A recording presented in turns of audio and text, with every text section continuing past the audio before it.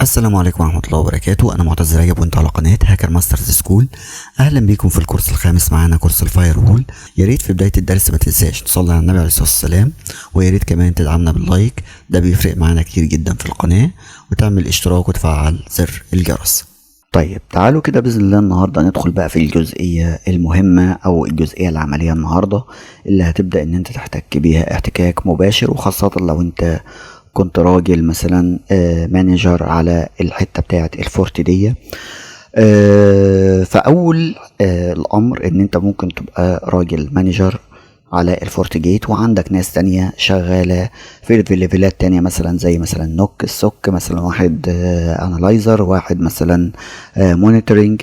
فانت مقسم موضوع الفورت جيت مثلا على 5 أو 6 ليفلات عندك، فعايز كل واحد فيهم، طبعا مش هينفع ان انت تديه كل الصلاحيات على الفورت جيت، كل واحد هتخصص له جزء معين يشتغل عليه. لو تفتكروا في كورس الام سي اس اي موضوع الديليجيشن، لما عملنا ديليجيشن للناس، تفويض على انه مثلا يدخل يعمل مثلا حاجه معينه، يعمل ابديت، يعمل مونيتور، يعني يكريت مثلا اليوزرز اكونتس او يجوين الناس للدومين بس.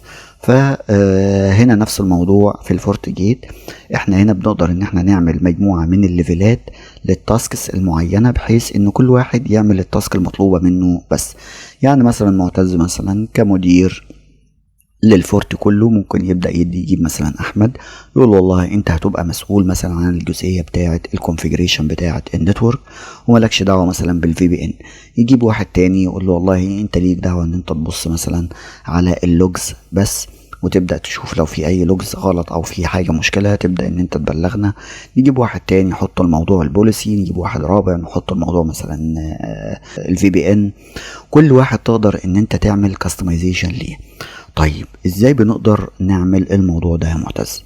قال لك علشان نبدأ نعمل ليفلات من الادمنستريشن ونعمل يوزرز اكاونت على الفورتي، هنبدأ ان احنا نروح للسيستم ونبدأ نروح للادمنستريتورز. يبقى انا دلوقتي عايز ابدأ ان انا اكريت ادمنستريتورز او ناس مديرين جديدة على الفورتي، ابدأ اروح لسيستم واروح لادمنستريتورز. لو بصينا هنا هنلاقي عندنا ادمن واحد بس اللي انا شغال بيه دلوقتي، اللي هو اسمه ادمن. طيب ادمن ده وظيفته ايه؟ ادمن ده وظيفته سوبر ادمن. ناخد بالنا، سوبر ادمن مش سوبر مان، لا سوبر ادمن.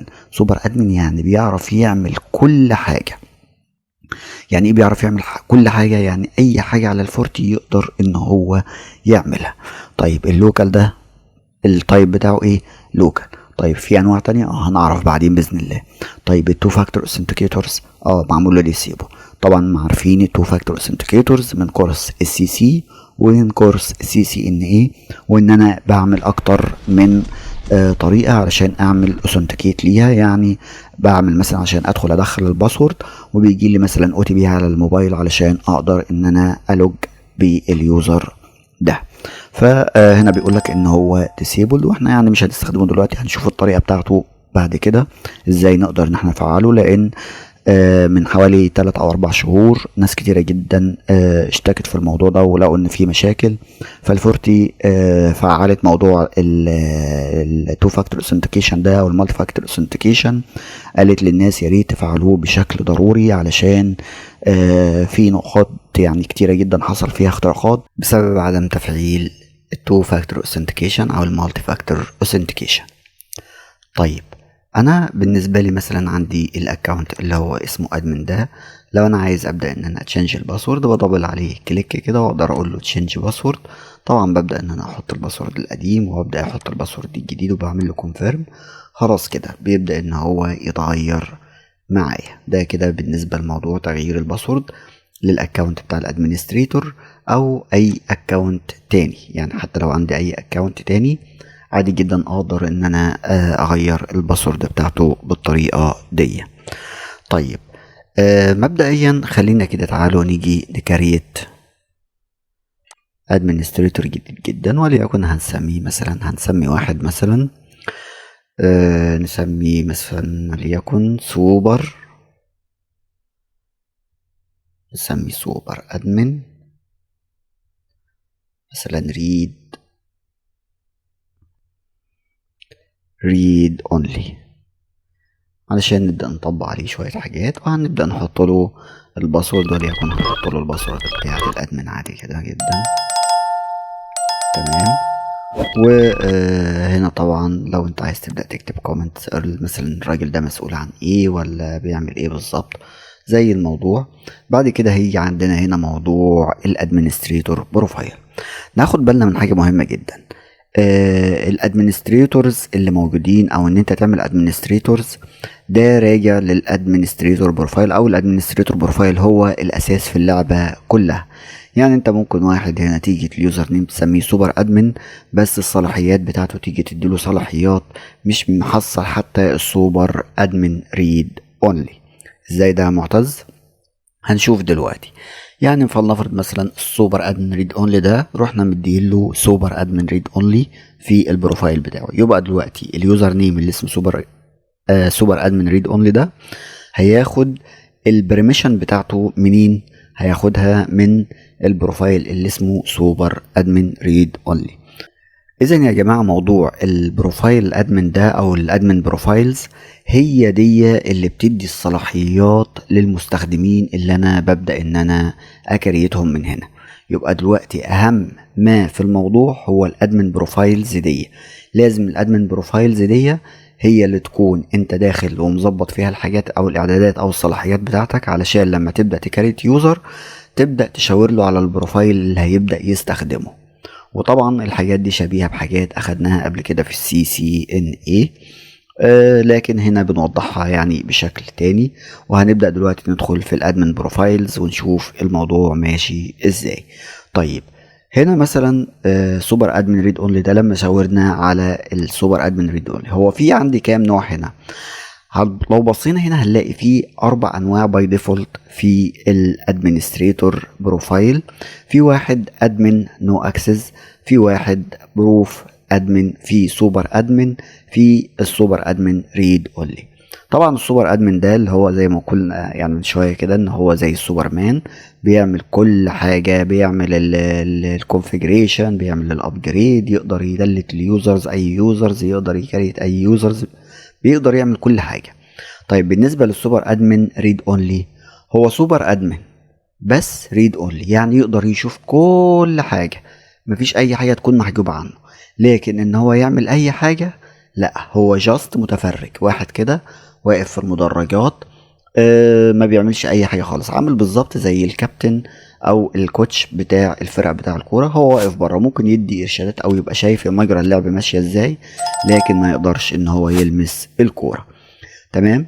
بعد كده عندك البروف ادمن. البروف ادمن ده هنشوف دلوقتي يعني ايه، ناخدهم واحده واحده كده ونجرب بحيث ان احنا نشوف الحاجه على الطبيعه. وطبعا هنا بيقول لك انت تفعل التو فاكتور اوثنتيكيشن ولا لا. خلينا نيجي هنا ونقول له اوكي ونشوف ايه اللي هيجرى. يبقى ده عندي هنا سوبر ادمن ريد اونلي اتكريت. تمام. تعالوا نعمل لوج اوت كده علشان نشوف ايه اللي هيحصل. ندخل بصلاحيات السوبر ادمن ريد اونلي، نقول له ليتر. خدتوا بالكم في الشاشه اللي فاتت دي حتى حاجات الهوست نيم والكلام ده اللي هو كان بيقول لك تإيديت، ما يقدرش يعمل اي إيديت فيها. طيب خلينا ندخل كده على إيديت، ندخل على نتورك، ندخل على انترفيس. واخدين بالكم؟ فيو، مجرد فيو، ما اقدرش اعمل كرييت لاي حاجه. دخلت على اي بوليسي، دخلت على اي حاجه، انا كل اللي انا اقدر ان انا اعمله ان انا افيو فقط لا غير. يبقى هو ده مجرد سوبر ادمن ريد اونلي متفرج. طيب ده بنديه لمين؟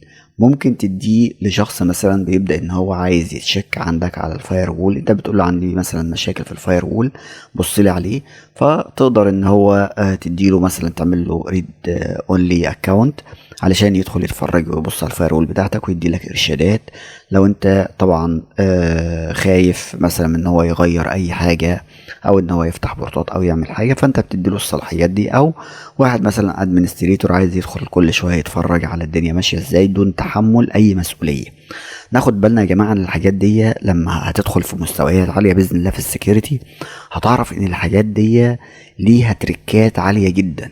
يعني حتة الريد اونلي دي انت تقدر تعمل بيها شغل قوي جدا جدا جدا، من غير ما تبدأ ان انت تسبب اي ضرر او تحمل الناس اي مسؤولية. يعني لنفرض مثلا احنا مثلا تيم 3 افراد، 2 مننا هما اللي شغالين، واحد تالت مجرد ان هو بيفولو معانا. اقدر الشخص اللي بيفولو معانا ده اديله ريد اونلي، بحيث ان لو حصلت مشكلة والله يا اما انا يا اما زميلي التاني هو اللي عاملها، الراجل التالت ده جاست ان هو متفرج، علشان لو في مشكلة ولا اي حاجة يبدأ ينبهنا ليها وخلاص.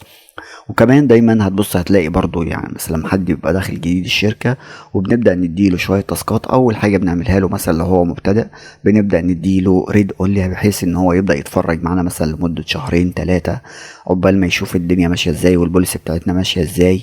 وبعد كده تقدر تبدأ تديله أو تخصص له صلاحيات معينة. ده كده أول أكاونت معانا. نقول لوج اوت كده ونرجع لمين، ونرجع للادمن بتاعنا عادي، علشان نقدر نعمل اكاونتس او نعمل صلاحيات. تمام، نروح لنتوركس، سوري، نروح سيستم، كنا واقفين في سيستم في ادمنستريتورز. طيب انا عايز دلوقتي اكريت ايه تاني؟ طب ما تيجوا كده نبص بص على موضوع الادمن بروفايلز ده، لان هو فعلا هو حجر الاساس في اللعبة كلها. هنيجي هنا على الادمن بروفايل، هنبدأ نقول له ايه؟ هنبدأ نقول له كرييت نيو. نبدأ بقى نركز جامد جدا، علشان هو ده الشغل اللي زي ما بيقولوا كده الشغل بتاع المحترفين، او شغل فعلا الكرييتنج بتاع الادمنستريتور اللي بشكل احترافي. طيب بيبدأ يقول لك دلوقتي انت عايز تعمل ادمن بروفايل جديد. طيب الادمن بروفايل ده انت عايزه لمين، او عايز تعمله اسمه ايه؟ وليكن مثلا للجماعة بتوع السك. تمام، هنا الكومنت مثلا ابدا ان انا ادي اي كومنت يدل ان ده مخصص مثلا لمجموعة السك، علشان يبداوا مثلا يعملوا شغل معين. لو جينا نزلنا لتحت كده سنة، ننزل تحت سنة، هنبص هنلاقي القوايم اللي عندنا هنا اللي اقدر ان انا العب فيها هي القوايم اللي على جنب هنا. يعني لو خدنا بالنا هنلاقي هو الفي بي ان، هنلاقي في موضوع السكيورتي بروفايل، هنلاقي في موضوع الفاير وول، هنلاقي في حاجات كتيرة جدا، النتورك. كل الكلام اللي موجود على جنب هنا هنلاقيه موجود هنا. نن دي يعني الفريق السك ده مش هيشوف اي حاجة خالص. طيب ريد هيعمل زي الراجل اللي هو بتاع السوبر ادمن ريد اونلي، هيشوف لكن مش هيقدر يعمل حاجة. طيب ريد ان رايت، هيبدأ ان هو يريد ويرايت الايه، الكونفيجريشن بتاع الحاجة دي. على سبيل المثال مثلا وليكن هنيجي هنا مثلا لفريق السك ده هنخليه يبدأ يريد النتورك بس. تمام، وبالنسبة مثلا هنقول لليوزر او نقول ايه، ندخل على في حاجة تاني عندنا تحت، وليكن الفي بي ان خليه يريد ورايت. يعني ادينا بنجرب شويه حاجات، والباقي كله ايه، نن. تمام، وهنقول له اوكي. كده احنا عملنا ايه؟ عندنا البروفايل اللي هو بتاع البروف ادمن، وعندنا السوك، وعندنا السوبر ادمن. يا جماعه ما نخلطش ما بين البروفايلز والادمنستريتورز. الادمنستريتورز احنا عندنا سوبر ريد اونلي وعندنا ادمن، لكن في الادمن بروفايل عندنا 3 بروفايلات. ايه هو البروفايل ده؟ بروفايل او فيه مليان صلاحيات. يعني انا دلوقتي لو جيت الادمنستريتور ده عندي هنا سيستم اللي هو سيرفر السوبر ادمن ريد اونلي، لو دخلت فيه عملت له ايديت، وبدل ما خليته ريد اونلي اللي هو يشاور يشوف اللي هو سوبر ادمن ريد اونلي، لا انا هخليه ياخد البروفايل الجديد اللي انا عملته اللي هو اسمه ايه، اللي هو اسمه السوك، وهقول له اوكي. تعالوا كده نعمل لوج اوت وندخل بمين، سيستم ادمن ريد اونلي.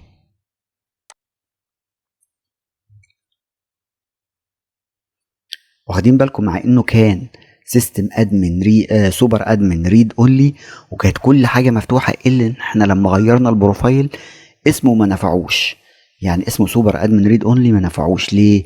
لان انا وجهته البروفايل تاني خالص، بروفايل ما يشوفش فيه غير الحاجات دي بس. طيب تعالوا كده ندخل على الفي بي ان. الفي بي ان هيقدر ان هو يعمل حاجات كتيرة جدا، او يعمل كونفيجريشن جواه ويغير في الكونفيجريشن ويعمل كرييت نيو ويعمل حاجات كتيرة جدا. ليه؟ لان انا عامل له على الفي بي ان ريد اند رايت. طيب بالنسبة للنتورك، لا النتورك يا حبيبي انا عامله لك فيو اونلي اهو. يبقى كده يا ريت تكون المعلومة وصلت اهو. ده سوبر ادمن، بس احنا ادينا له البروفايل الجديد اللي احنا عاملينه السك ده كان ليه ايه؟ كان ليه ريد على النتورك، وليه ايه؟ وليه ان هو يشوف حاجات، يقدر يعمل كونفيجريشن او يقدر يedit يعمل ريد ورايت في الفي بي ان. علشان كده ده ظهر ويقدر يغير فيه، وده ظهر لكن ما يقدرش يغير فيه لان احنا عاملين على النتورك ريد اونلي. ودي الداشبورد العاديه اللي لازم تظهر علشان يقدر يشوف الحاجات التانية اللي هو هيأديتها منه او كده. وده سيستم علشان يبدا يديله الحته مثلا بتاعت السيرتيفيكيتس، لان في حاجات مرتبطه بالفي بي ان فبيظهر لك التابات اللي مرتبطه بالتابات التانية اللي انت مديله عليها اكسس. ده كده موضوع البروفايل بكل بساطه. يعني اتمنى ان يكون الشرح ده او الحته دي وضحت بالمثال ده. احنا كان عندنا سوبر ادمن ريد اونلي، كان ليه صلاحيات ان هو يشوف كل حاجه. لما ادينا له بروفايل تاني خالص اللي هو البروفايل السك اللي احنا لسه عاملينه، ايه اللي حصل؟ مشي مع القواعد اللي احنا حددناها له. طب ايه هي القواعد اللي احنا حددناها له؟ قلنا ان السك ده اهو نعمل عليه دبل كليك، لو خدنا بالنا اهو في النتورك مديله له ريد اونلي، والفي بي ان تحت اهو مديله ريد ورايت. قال لك يا معتز طب احنا نقدر نعمل يعني شغل اكتر من كده. احنا شايفين ان في تابات فيها من جوه تشعبات تانية. هقول لك هتلاقي الحاجات اللي فيها تشعبات تانية مكتوب جنبيها كاستم هنا. لو جينا تعالى ندخل على كاستم هنا ودوسنا هنا كده، بدأ يفتح لي التابات اللي تحت النتورك. لو واخدين بالكم زي موضوع لما خدنا في الكورس التمهيدي التاني ان دي هيراركيال، بمجرد ما مثلا بدوس عليها الحاجات التانية بتدخل لي جوه شويه كده. الثلاث حاجات دول، يبقى الثلاث حاجات دول الكونفيجريشن والباكيت كابتشر والراوتر، دول تحت الايه النتورك. لما بتدوس كاستم ده بيروح يلغي لك كل ده وبيبدا يدخلك على كل واحده فيهم. فلنفرض مثلا عايز ابدا اديله الكونفيجريشن، هعمل له ريد ورايت على الكونفيجريشن. طب الباكيت كابتشر هقول له ريد. طب الراوتر لا، هقول له نون ما تجيش ناحيته.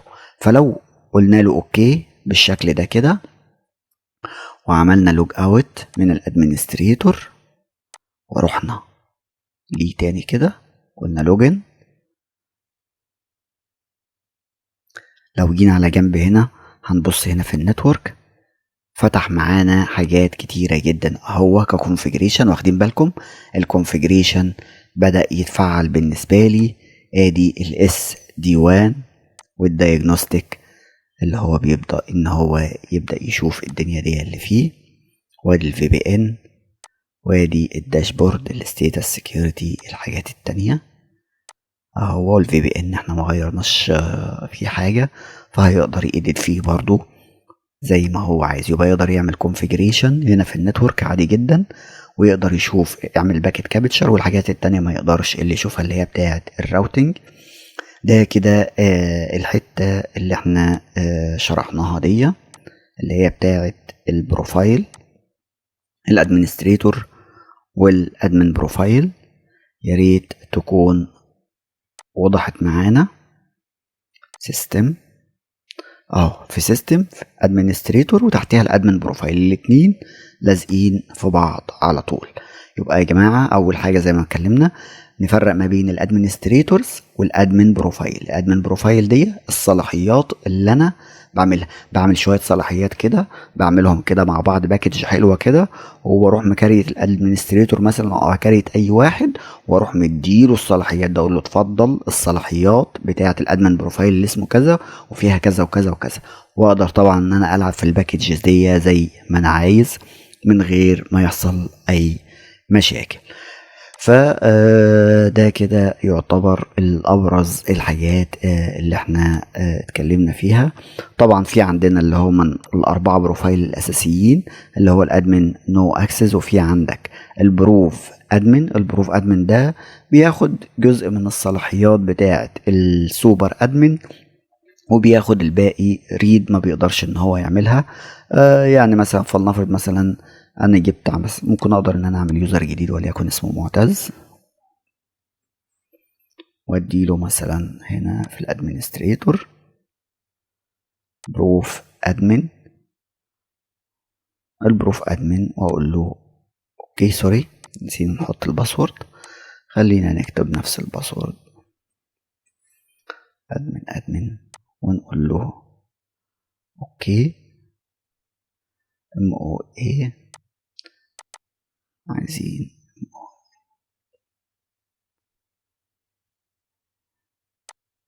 زد.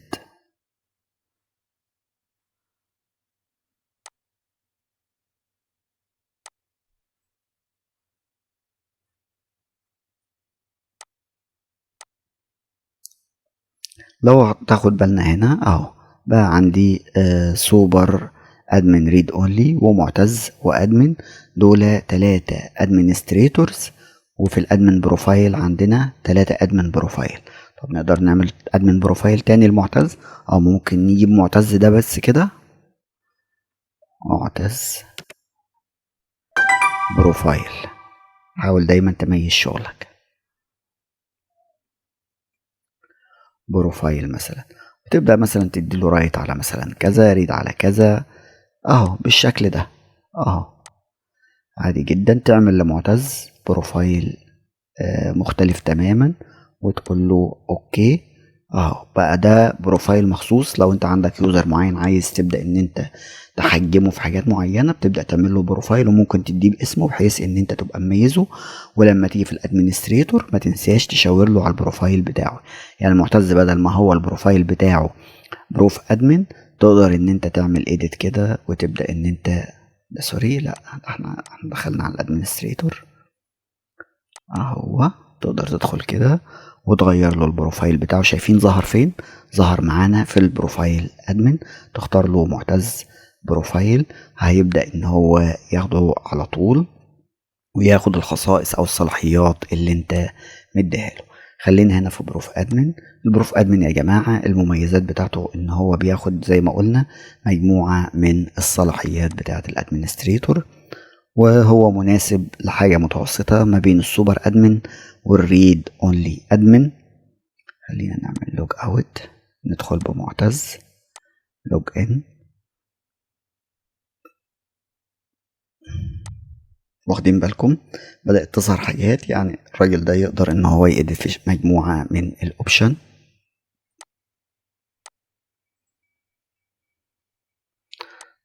يدخل على النتورك انترفيس، يقدر يكريت انترفيس عادي جدا. ليه طبعا شوية صلاحيات حلوة جدا ممتازة لاقي ادمن عندك. وطبعا هحط لكم جدول يدي لكم الفرق ما بين الفور بروفايلز الاساسيين الديفولت اللي بيبقى جايين مع الفورتي. وغالبا برضو عشان تبقى عارف، يعني انت لو شغال في شركة صغيرة او متوسطة انت مش محتاج ان انت تكريت بروفايلات تاني.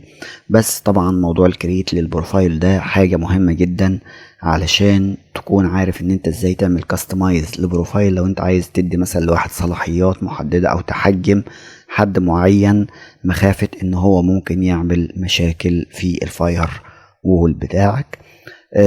لو عجبتك الحلقة دعمنا دايما باللايك والشير والسبسكرايب، وما تنسناش برضو من صالح دعاكم. اشوفكم باذن الله الحلقة الجاية على خير، والسلام عليكم ورحمة الله وبركاته.